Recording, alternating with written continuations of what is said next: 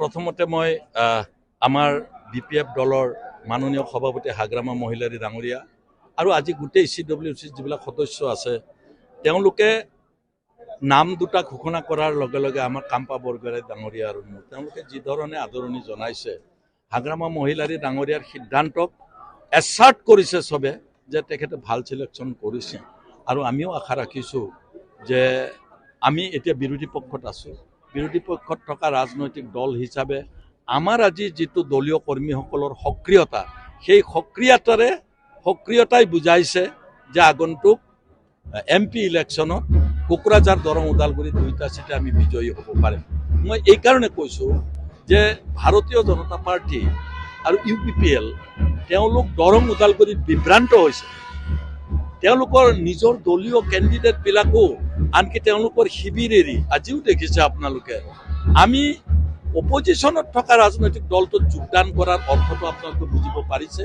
প্ৰমোদ বড়ো ডাঙৰীয়াৰ নেতৃত্বত BTC সুস্থিৰভাৱে চলা নাই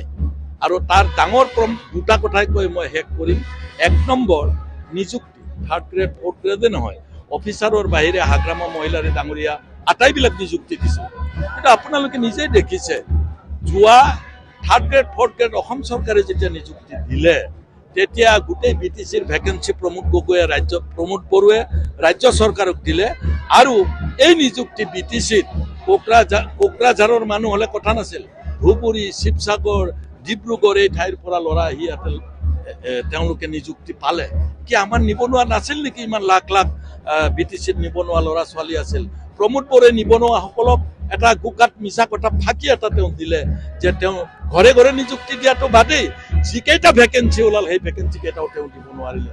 আমাৰ হাগ্ৰামা মহিলাৰী ডাঙৰীয়াই ঠায়ে ঠায়ে যেতিয়া প্ৰতিবাদ কৰিলে বক্তব্য ৰাখিলে তেওঁলোকে এতিয়াহে 20 দিনমান আগত ৰিক্ৰুটমেণ্ট বৰ্ডখন BTC ৰিক্ৰুটমেণ্ট বৰ্ডখন আকৌ এবাৰ নটিফিকেশ্যন কৰিছে তাৰ মানে ইয়াৰ আগত বৰ্ডখনে বনোৱা নাই আৰু 8 মাহ আছে এই 8 মাহ ৰিক্ৰুটমেণ্ট বৰ্ড মানে তেওঁলোকে চাকৰি দিব পাৰিব নেকি এক দুই নম্বৰ BTCৰ যি ক্ষমতা দিনক দিনে প্ৰমোদ বড়োৱে দুৰ্বল কৰিছিল ৰাজ্য চৰকাৰে 16টা ডিপাৰ্টমেণ্ট হস্তক্ষেপ কৰা আৰম্ভ কৰিছিল কিন্তু প্ৰমোদ বড়ো ডাঙৰীয়াক তেওঁৰ গাত হুঁচেই নাই যেতিয়া হাগ্ৰামা মহিলাৰীয়ে BTCৰ চাৰিওফালে কোৱা আৰম্ভ কৰিলে যে আমাৰ 16টা ডিপাৰ্টমেণ্ট কি কাৰণত তেওঁলোকে ডাইলুট কৰিব বিচাৰিছে ৰাজ্য চৰকাৰে প্ৰমোদ বড়ো ডাঙৰীয়া 1.5 মাহ আগতে এখন নটিফিকেশ্যন উলিয়াইছে সেই 16টা ডিপাৰ্টমেণ্ট ৰাজ্য চৰকাৰে ফিৰাই দিছে প্ৰমাণ হ'ল নে নাই নিযুক্তিৰ ক্ষেত্ৰতো নটিফিকেশ্যন কৰিবলগীয়া হ'ল তেওঁ আৰু যি ডিপাৰ্টমেণ্ট লৈ গৈছিল তাৰ ক্ষেত্ৰতো নটিফিকেশ্যন কৰিবলগীয়া হ'ল ইট ইজ প্ৰুভ ডেট আমাৰ প্ৰমোদ বড়োৱে BTC ৰাইজে আশা কৰা ধৰণে চলাব পৰা নাই স্যাৰ UPPL নেতাসকলে কৈ আছে যে MP ইলেকশ্যনৰ পিছত BPF জিৰ' পাৰ্টিৰ লগত দেখোন UPPLৰ সভাপতি জেনেৰেল ছেক্ৰেটাৰী BJPৰ বিষয়ববীয়াবিলাক BPFত আহিছে এতিয়া কোনে কি হ'ব এতিয়া ট্ৰেক্টৰত তেল নাই BJP কি কয় UPPL ট্ৰেক্টৰত তেল নাই কিবাকে BJPয়ে তেল ভৰাই দিলেহে চলে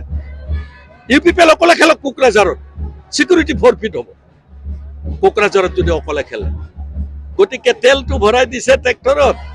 ৰাজ্য চৰকাৰে BJP দলে তেওঁ কোনোমতে ট্ৰেক্টৰখন চলাই আছে আদাৰৱাইজ ট্ৰেক্টৰ পৰি থাকিব তেওঁলোকে। Thank you.